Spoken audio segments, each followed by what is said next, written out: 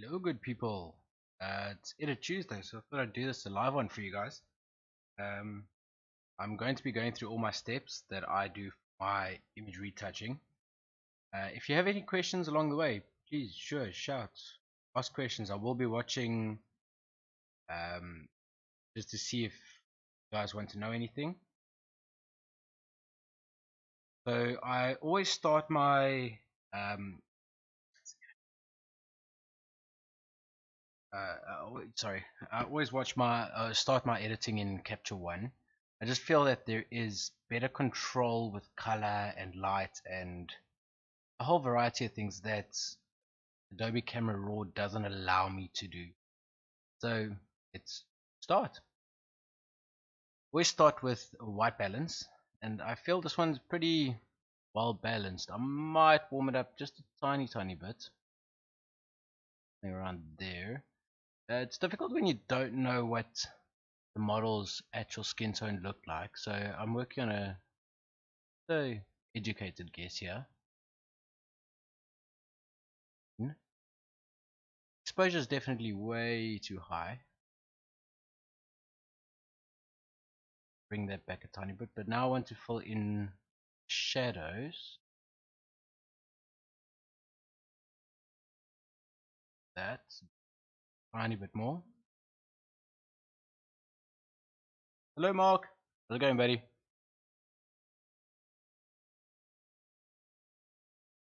So you were in action on Sunday, dude. It's glad to see you shooting again. Well, oh, you shot Paige in there. That was also pretty cool. Touch green. That up. I'm kind of happy. So there's the before, there's the after. Yeah, I'm pretty satisfied with that. Alright, so now I'm going to export this over to Photoshop.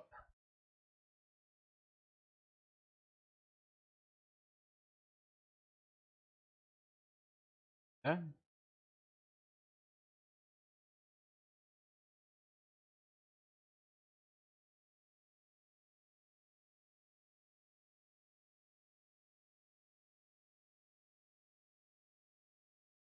So while that exports, okay, they're awesome. Great. So whenever I do my retouching, I always start by cleaning up my layers.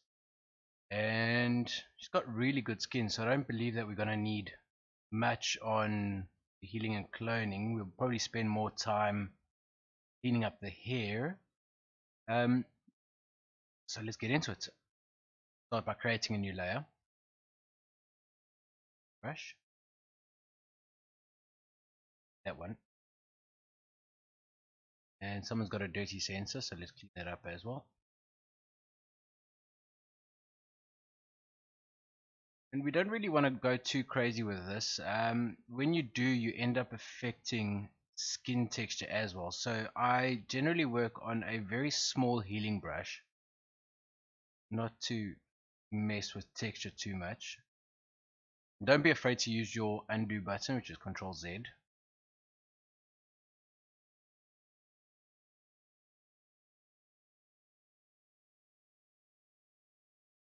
Fixing up a little bit of scars.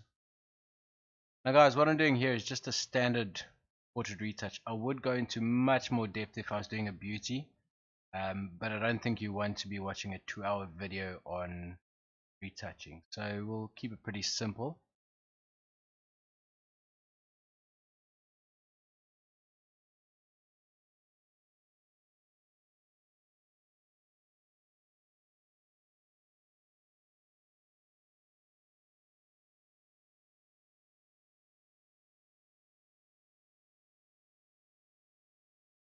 Just looking for any major variances in the skin here. A lot of this I'm going to be cleaning up later with dodge and burn. Put out some bumps. And guys, just be careful that you are always resampling all the time. Otherwise you start introducing weird artifacts and textures that don't belong. Try to keep it as close to the area that you're trying to fix as possible.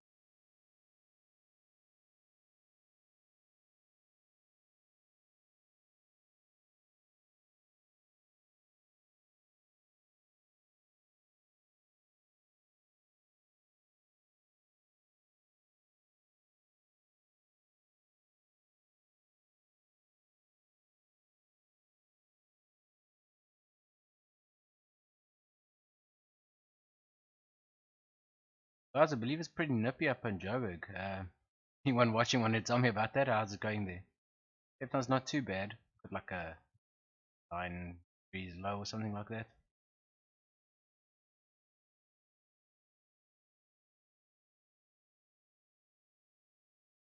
Maybe.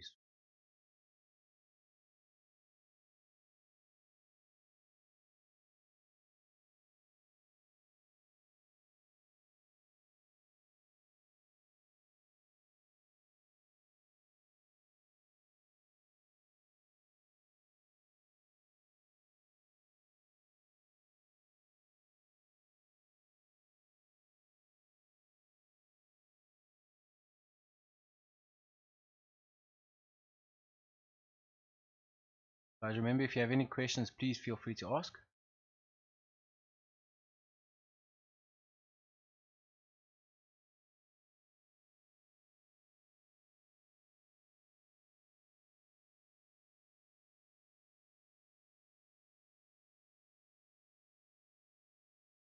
Sorry guys, I know this is boring, but definitely the longer you take doing this, the better your results are. You can go with a bigger brush, but you tend to find that results aren't as good.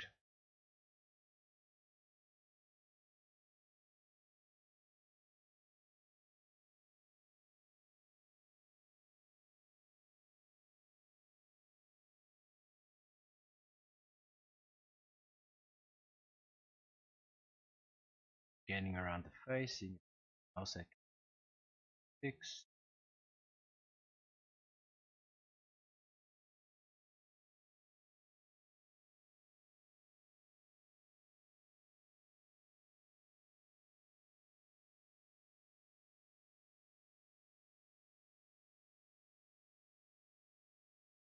Eyebrows I'll sort out on their own. That makes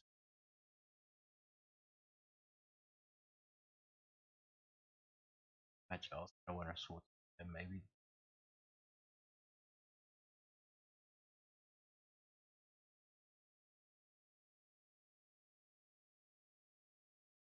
Now onto the hair. I'm not going to get this hair perfect just because the actual style is not a clean style. I just want to clean up most of these flyaways, dirty sensor spots. So for this you can use slightly larger brush, not really just cleaning.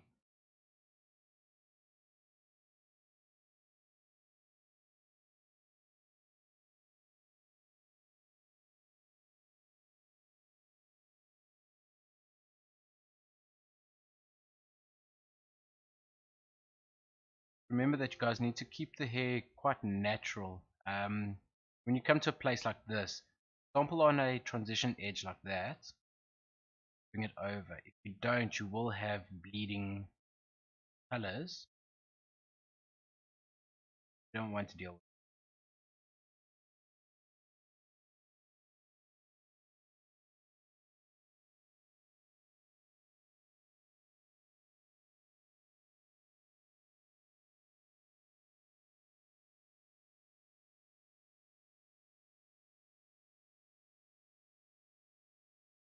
See that? There is the bleeding color. So I'm going to undo what I just sample from here with the colors about the same.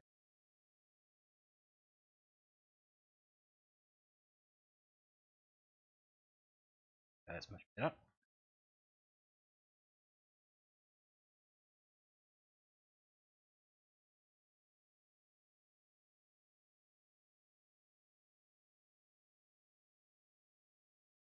That.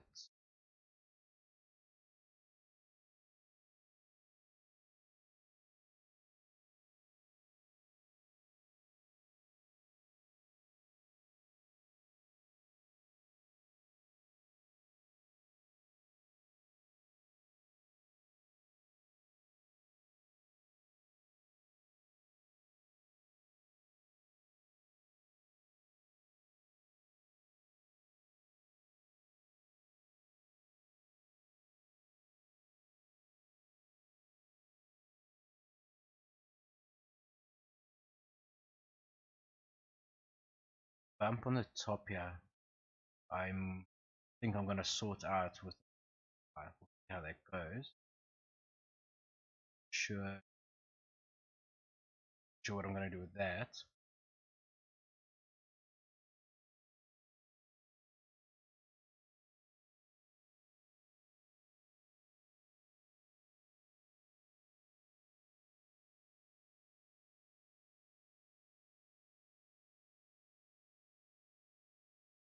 Again, you don't want to completely remove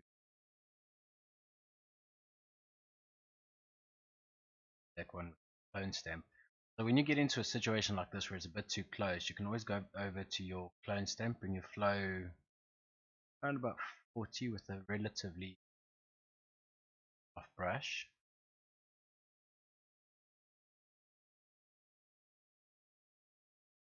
And a bit.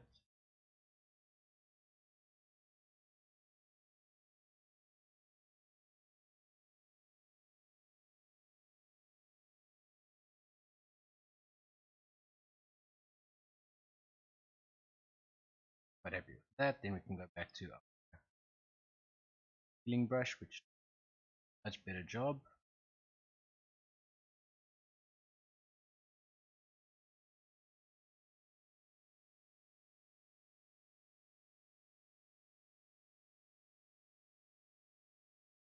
I think as for hair cleanup, that's about all I'm gonna do. So quite happy with it.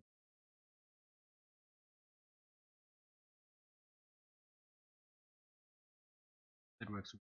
Right, so I'm going to create a new clone stamp layer with these two layers together. I did that by pushing Control Shift Alt and E. I think it's Command Option Alt or back. Now I want to convert this to a smart layer. The reason being is I want to do a to a smart object. What I want to do now is a liquefy, but I want to be able to change it if I'm not happy with the results. And if you do this on a normal layer, you can't go back. So by creating a smart filter, it allows me to rework what I'm trying to do. Okay, so you try to put your pressure as low as possible. I'm going to bring my density down to about 25 just to make the density a little bit less. Otherwise you end up pushing the whole bunch in, which you don't really want to do. Background.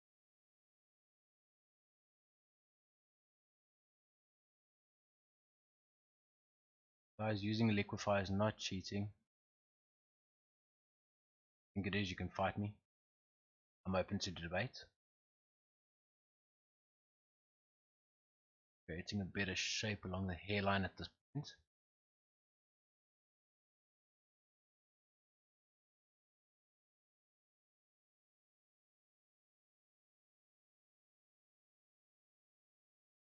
To make your transitions as small as possible.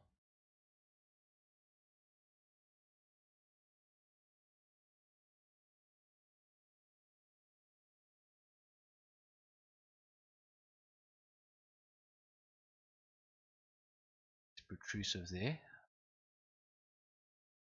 Let's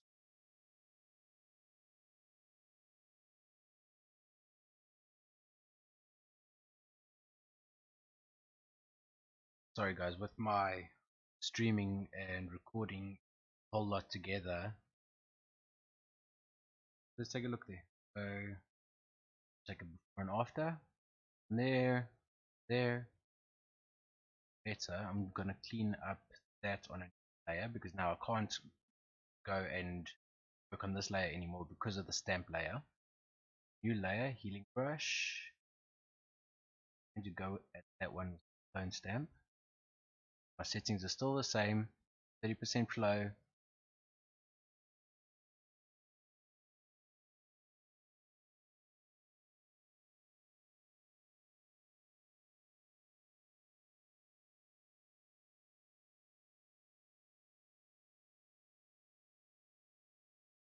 That's looking a lot better. So before and after, I like it very much. Okay, so next step is I want to sort out these color issues. I see a couple of, yeah, these I'll sort out a little bit later. I just want to sort out overall color here. But this has got quite a bit of red in it. I take out. I'm going to create a new hue and saturation layer.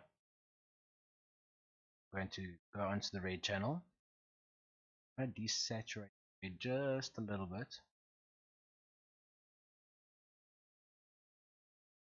There. That. I'm going to invert the mask by pushing Ctrl I and I. Coming over to my brush with a relatively low flow. So in the shadow.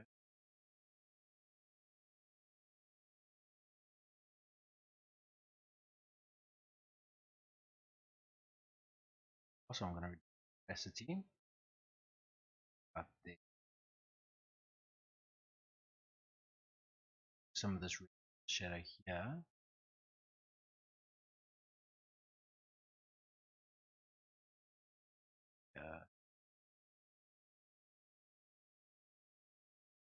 Not big changes. Helping balance out the image. I will maybe adjust this whole section here a bit later just to match her face a little. Still, it's of a yellow shift, yellow cyan shift, much lighter. Attack that in a little bit. Right, so from here, this is what I do is another stamp layer, and I'm going to call this one base. All of these up,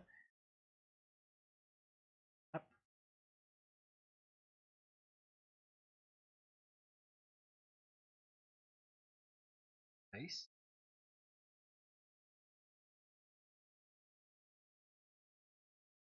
Right, so I'm going to go into another smart object here because I want to go into camera raw now. Now, when I began, I didn't use camera raw, but I do use it a couple of times during the process. Let's go filter camera raw.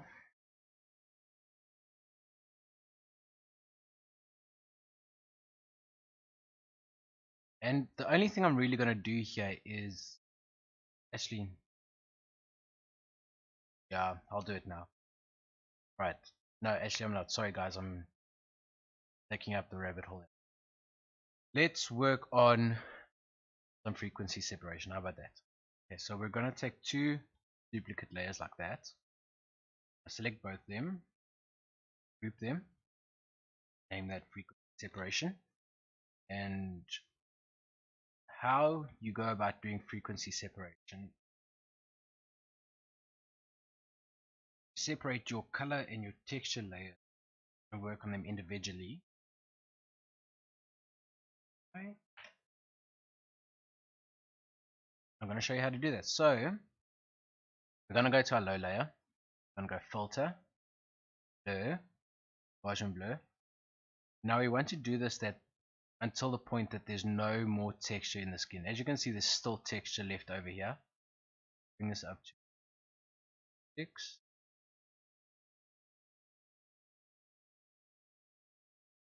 Got a tiny bit of texture, maybe 6.5.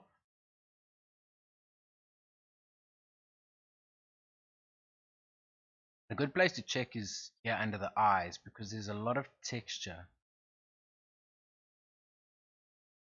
Any more texture? That should work. Awesome. Then once that's done, you're going to go to your high layer, put it back on. I'm going to go to image, apply in because it's smart object. Okay, do I copy?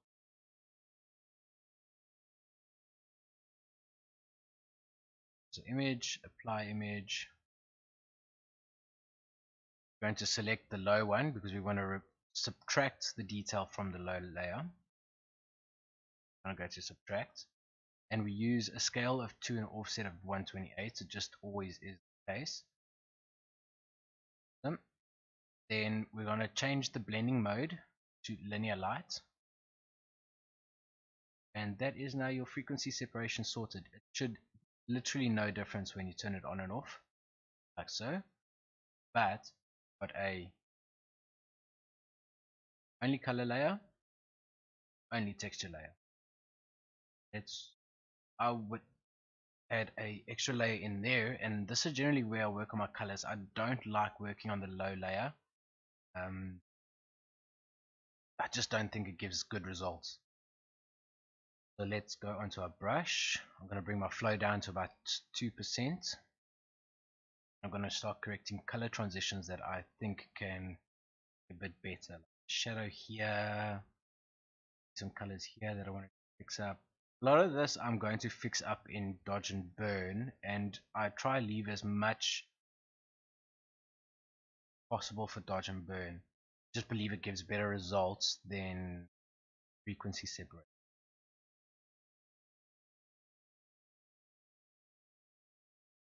At this, resampling all the time. Do the sampling from both sides of this, and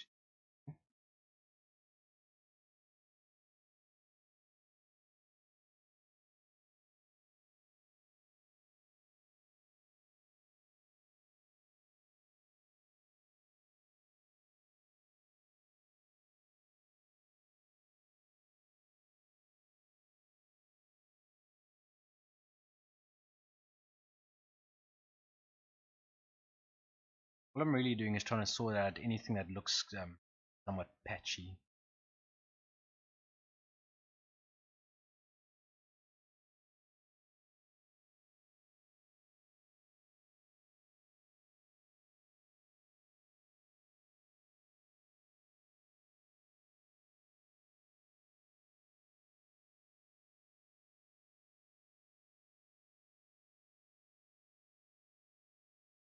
Allowing the transitions to be a bit more smooth tones.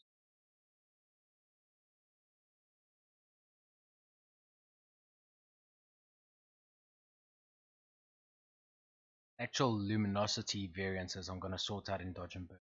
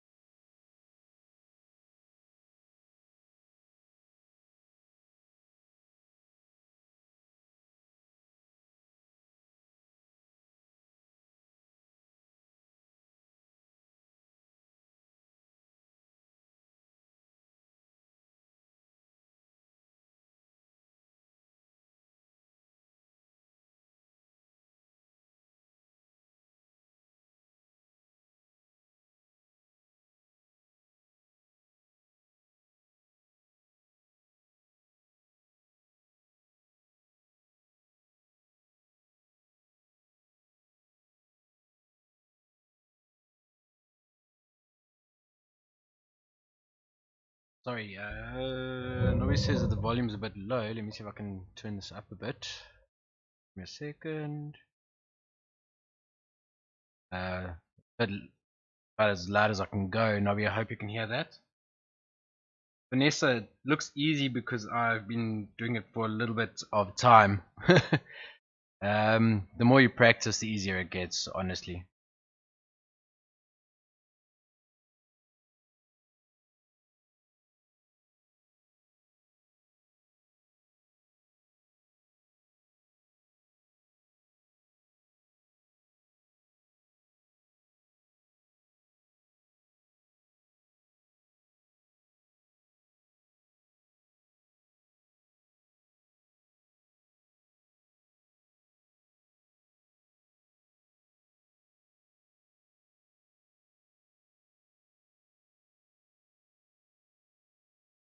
What I'm really doing here is setting myself up for an easier dodge and burn further down the line.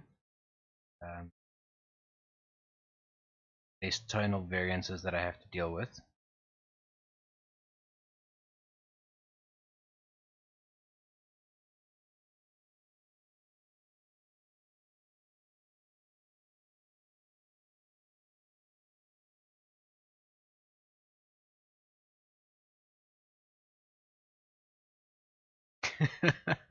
Thanks, Nobby. I'm glad you can hear now.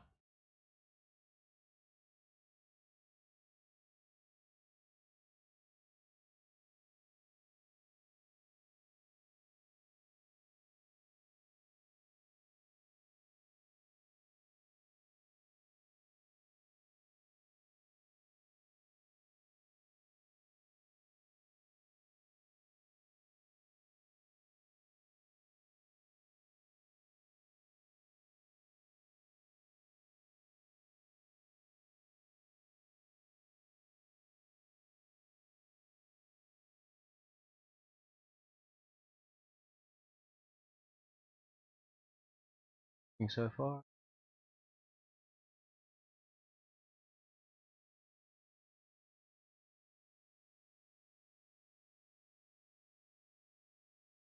Okay, so we can still keep going. This might take a few minutes to get a good point.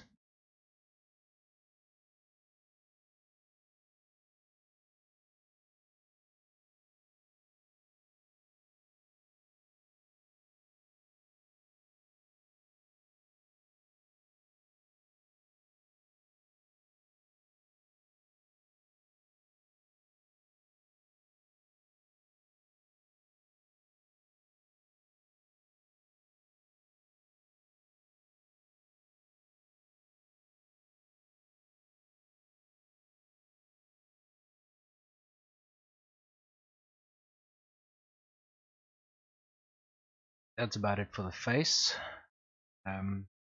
Transitions look pretty good.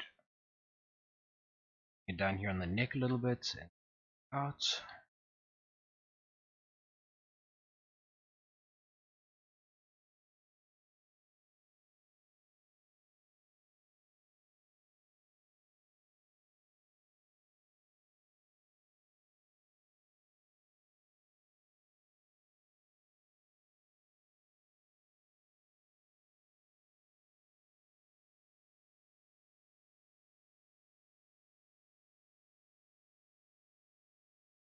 Great thing with using this method is you don't affect any of the skin texture whatsoever.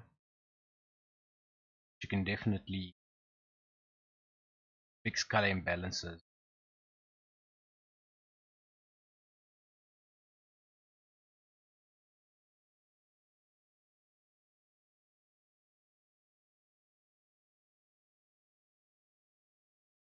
Okay, see what else. I'm gonna change most of this in dodge and burn anyway. I just want to get our transitions smooth again.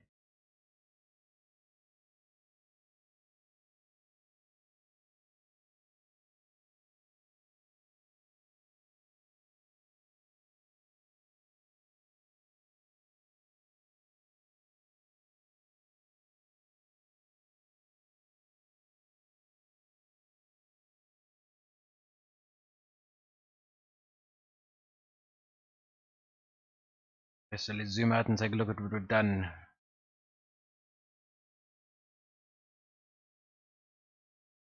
Taking its time and the changes aren't massive, but a lot of small bricks make one wall. I will want to fix this here on the cheek quickly, and then I believe that is about it. You can see separation. Then next we're going to go on to dodge and burn.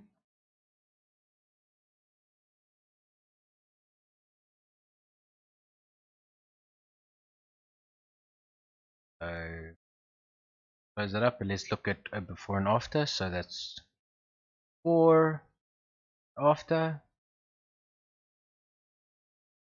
That's all changes. Right, so onto dodge and burn. What I do is I create two curve layers, one for dodge and one for burn. Call it dodge. Burn. Surprise. Okay, so what dodging is just introducing more light into them. What I do is I generally just move my midpoint right up. Well, not right up, just marginally up. And then I invert that with Control I. And your burn is the opposite, where you're reducing light.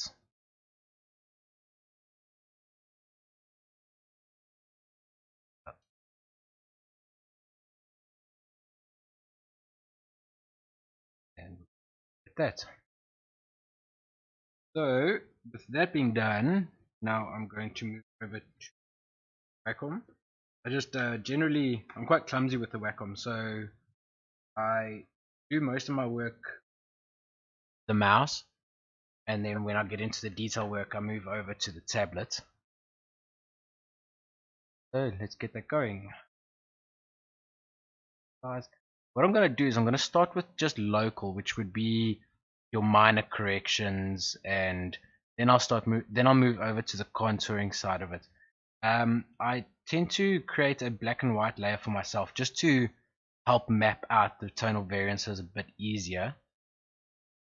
And let's see if we can do this quickly without taking it out.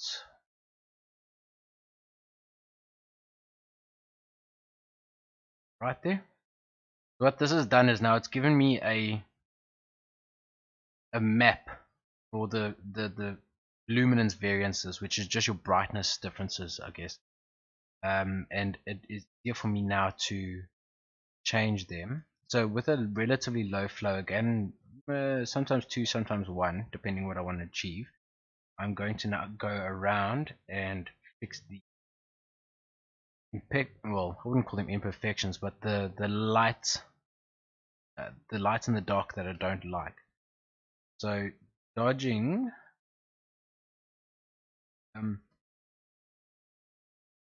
do over your darker areas that you don't want there anymore. Kind of just build it up. There's a reason I do it with flow instead of opacity. So the more strokes I make, the more I build up. Show you what I mean. So if I had to just create a layer here.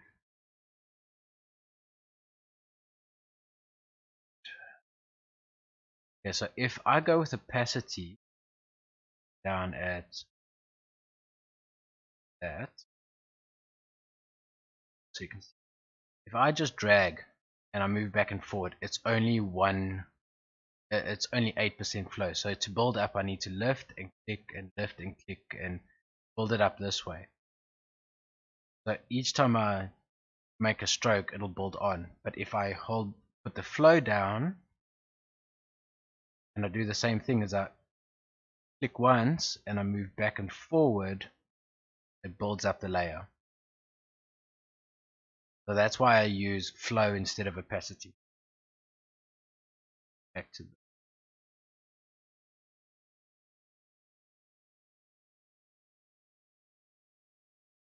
now, all I'm doing is really looking to light and shadows, not completely remove them.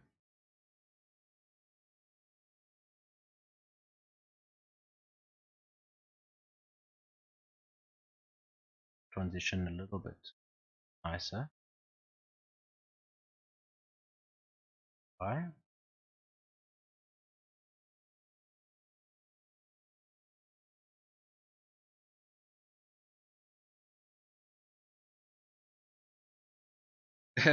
Nobby, I've done that before. I honestly, I've sat and I've cloned and healed and reset my computer at once because I saw a spot that just wouldn't go away, and I thought, okay, well, it's the software, and it was actually idiot error, which is me.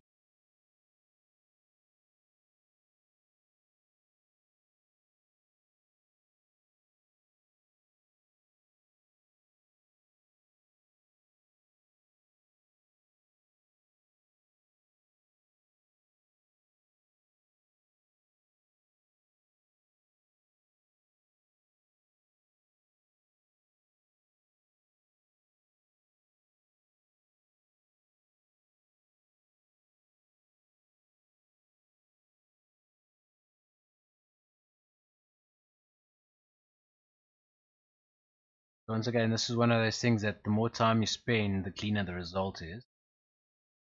I'm not going to bore you for 5 hours doing this.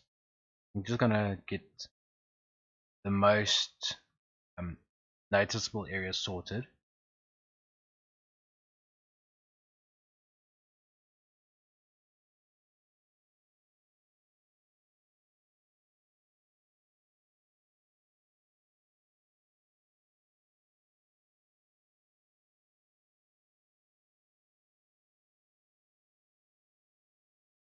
Guys, just because you've done a dodge, it doesn't necessarily mean that you have to burn as well, and vice versa. If you've had to burn, it doesn't necessarily mean that you need to dodge either.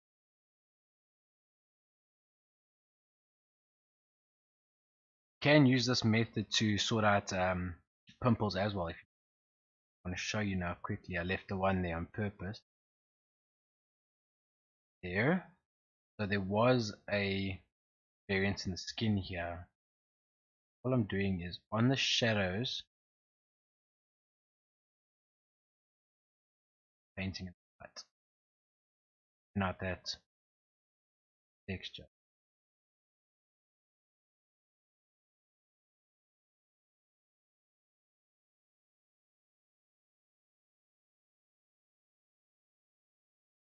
And what I've effectively done there is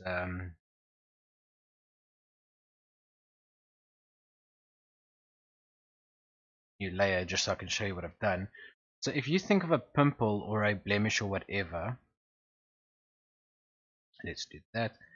It is the skin, and then the blemish, and then the skin again. So if your light is coming from this direction, you've got shadow cast here.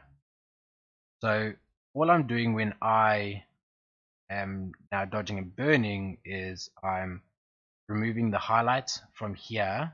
So your highlight would be there and your shadow would be there. So by evening them out, it gives you this this look, because I mean the image is two-dimensional.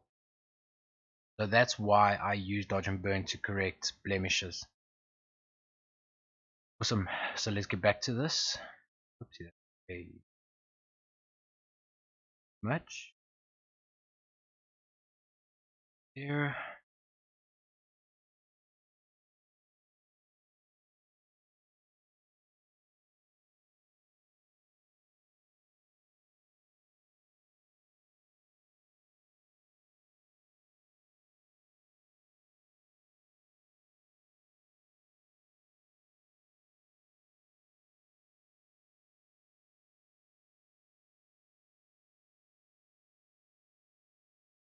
Red. Is these right under 4. Don't want to completely remove any texture. Not getting the Barbie plastic look. Love to hate so much.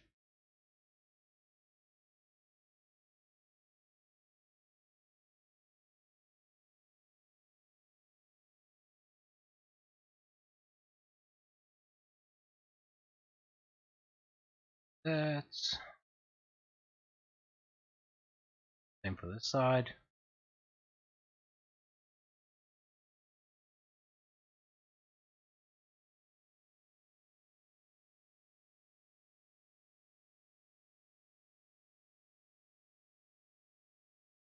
I do see a light difference here that I'll sort out in the contouring. I just want to sort out these shadows on the neck.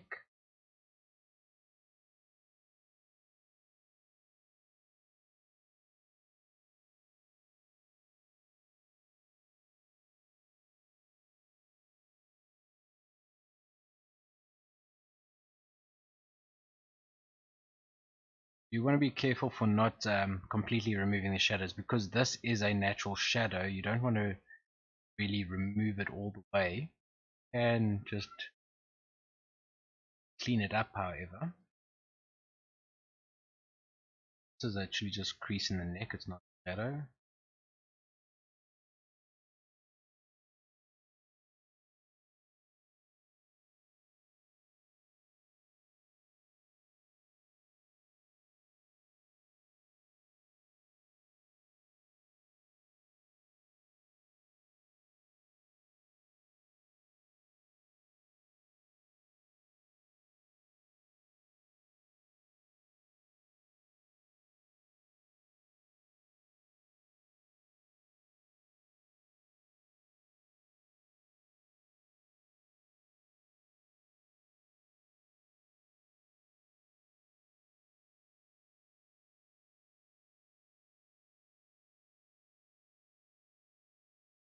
did do a tutorial on dodge and burning on my YouTube channel if you guys want to go check it out. There's different ways to do it. I just tend to use this way more often than not.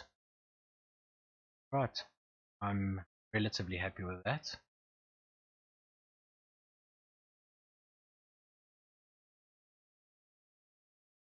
Changes are small. Small changes make a difference. I'm going to now go into contouring. So back onto this. Just bring a bit more light into it. I want to put my guide layer back on so I can see a bit better. I want to create some shape now on the face where I believe that the light would have fallen. I'm just giving a little bit more shape to the image. You don't want to go overboard with this.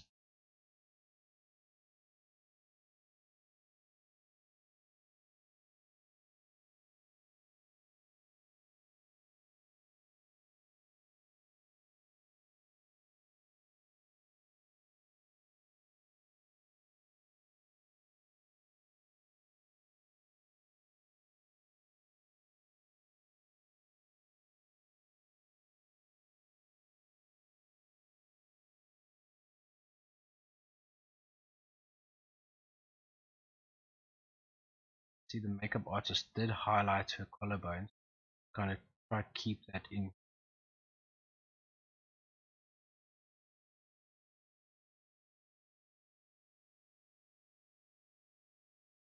And all I really want to do is just create some depth in the shadows, not too much.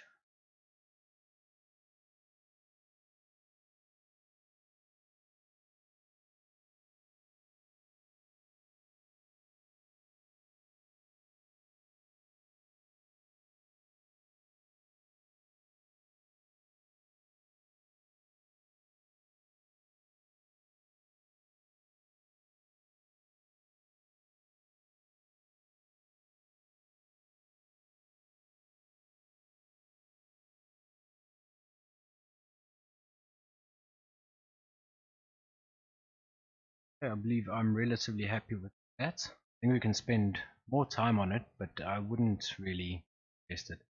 Alright, so let's go on to the eyes now. So I want to group the eyes. I want a heating brush just to deal with any stray eyelashes. That. Clone step tool.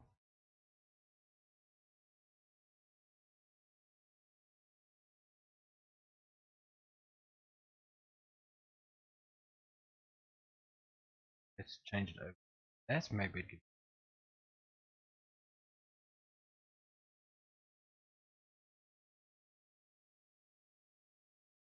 I want to sort out some of this red eye, the veins here. I don't want to completely remove all of them. You have that porcelain eye look.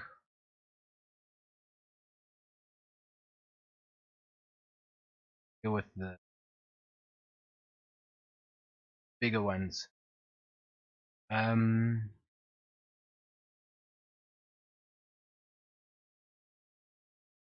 really bother me so much. Up to you if you want to take them out. Like this one does bother me just because it's out of the row. That one would definitely.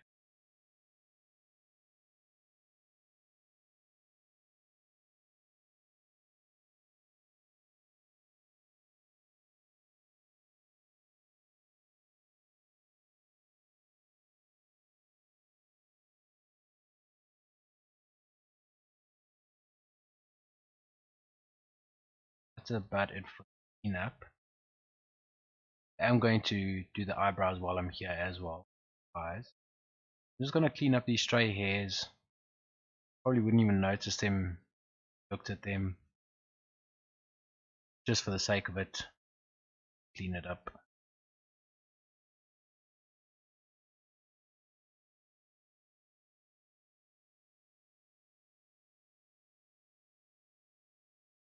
That. Alright, so what I want to do is also create some depth in these eyes. Just because they're they're nice, but they could stand out a little bit more. And how I do that is also another dodge and burn technique, but I do this with a soft layer. So I go, sorry, let me take you from the start. So come to create a new layer, you hold in Alt or Option, click on that, and it'll give you this option. Here I put dodge and burn eyes. Blending mode would be soft light, and you fill that with 50% gray. So anything you paint on this black would go darker, anything you paint in white would go lighter. Want to be white with a brush, about 3% flow is good. So I just want to accentuate catch light a little bit.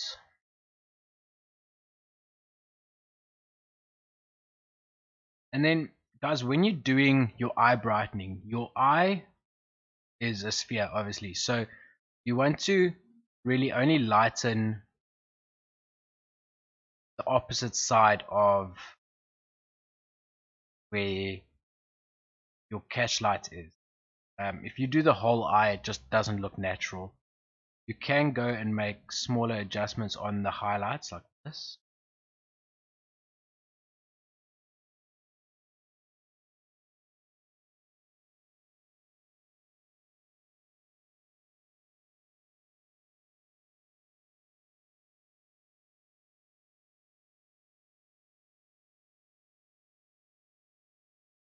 And inversely, you can create the depth by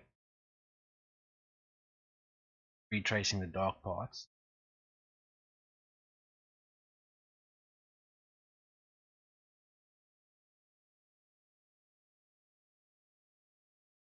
I'm just going to accentuate this highlight here. Nice healthy eyes. And this highlight here. Highlight a little bit on the inside of the eye here. Take a look.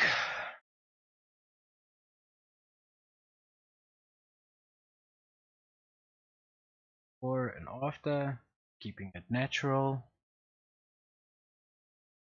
I think we can spread that a little bit further up.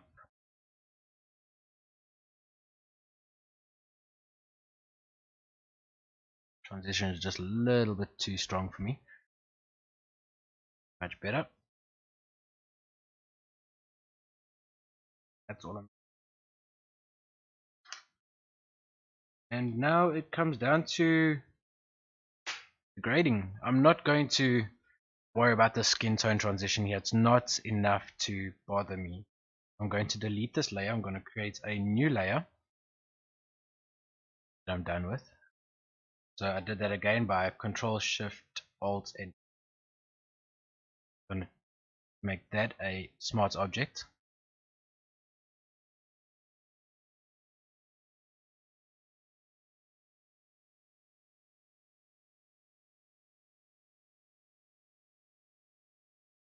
Awesome. Then I'm going to come here over to Camera Raw.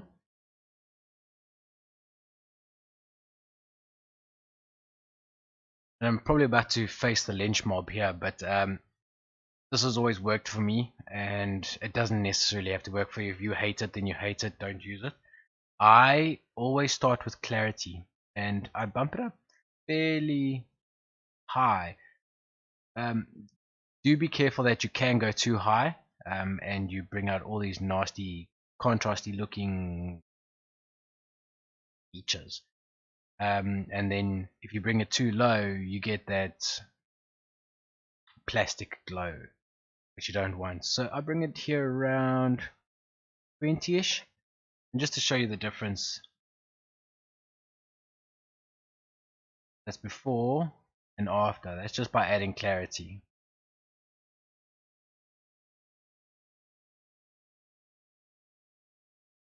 So from there, I then start with my grade.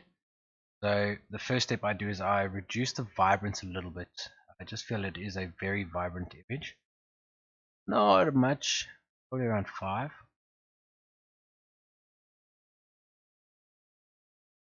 Fairly happy with that. Then I create a color contrast curve. Do that by going into curves. I start by red. So this is a fairly warm image, so I'm going to introduce a bit more red into it.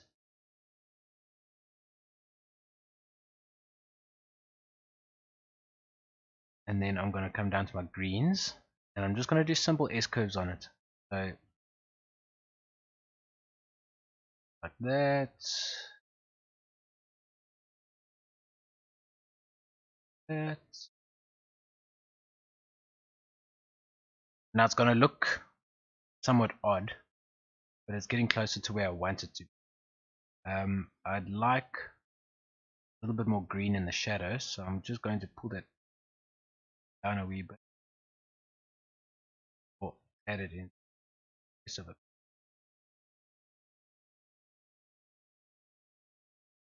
There. Then it comes down to balancing out the colors. So new adjustment layer, color balance. And always start with a warmth. You can go in any direction this is. This is absolutely your creative process right here. Just a tiny bit. How about there? In there. In.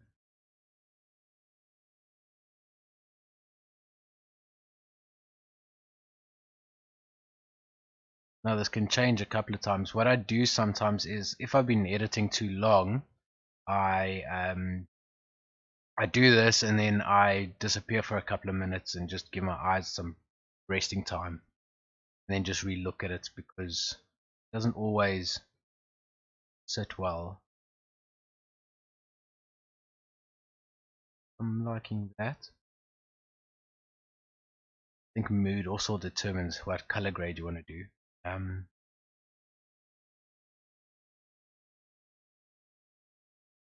Yeah, I'm liking that. So let's see, from there to there. It's only subtle changes.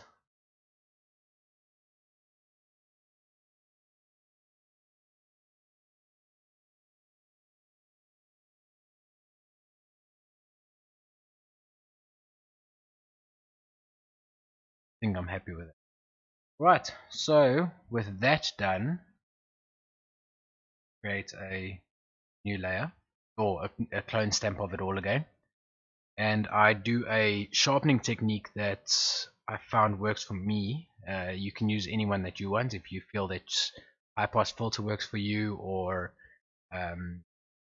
unsharp mask works for you, or selective sharpening, or whatever, you do you. This is just the way that I do it.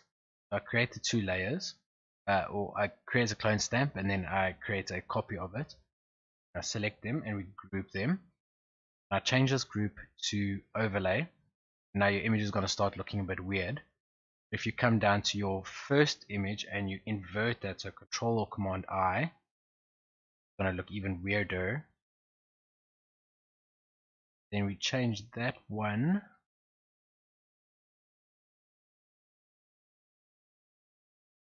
What? Why is it not?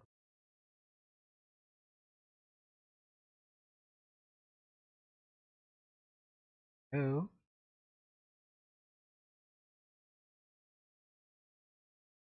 Okay, that's not working.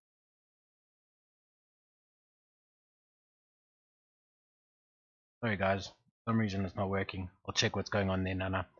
Alright, so then I'm not going to do the sharpen. Let's just get to the final touch then. So what I do is I come back, create another layer.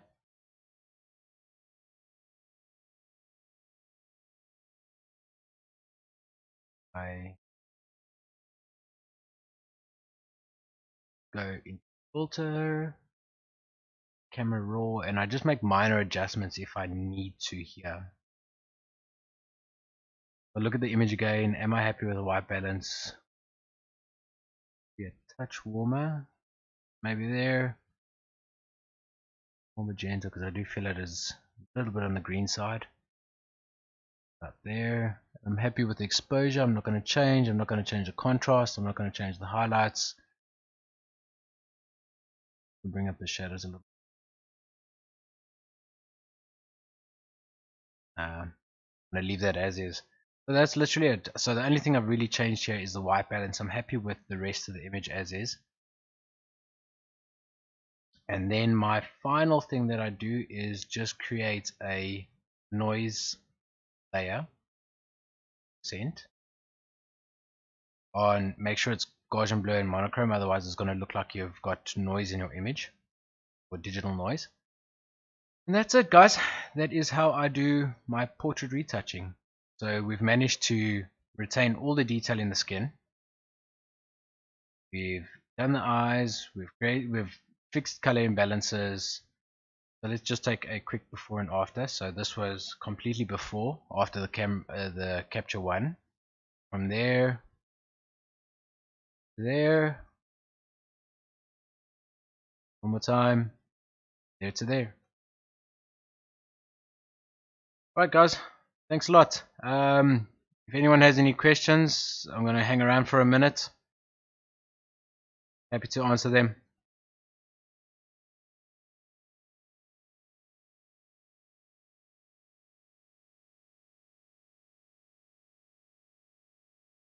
No one has any questions, then you guys should have an awesome week.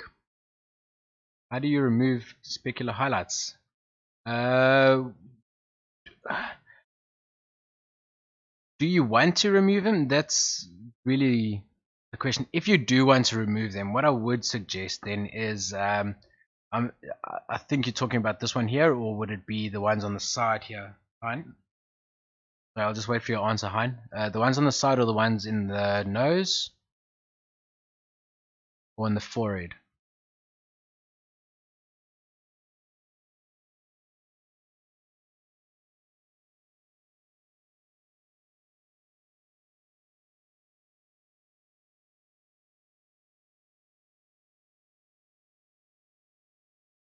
Thanks, Jason. When you're done, show me. I want to see how it went.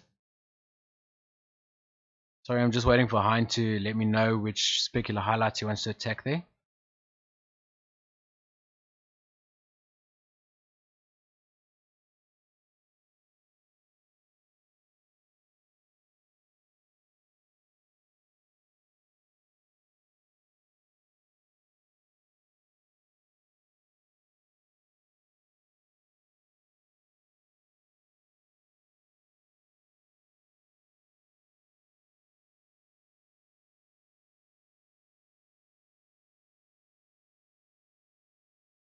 Okay, no. I don't think Hein is listening anymore.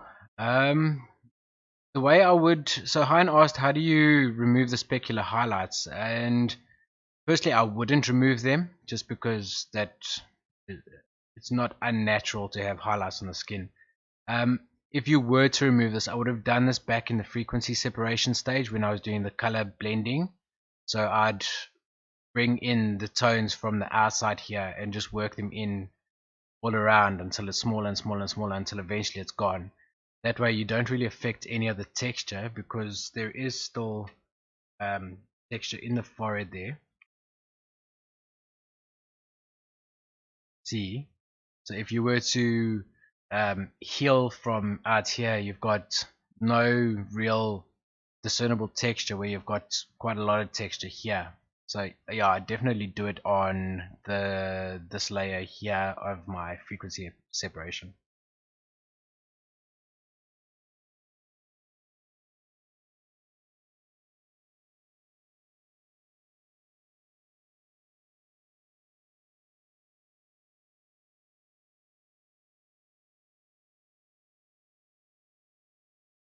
So is there any other questions, guys?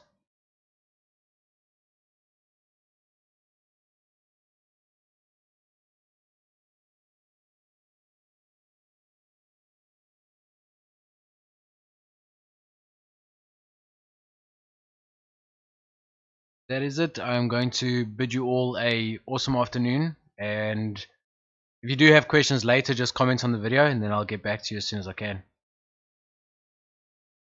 Thanks, Nobby.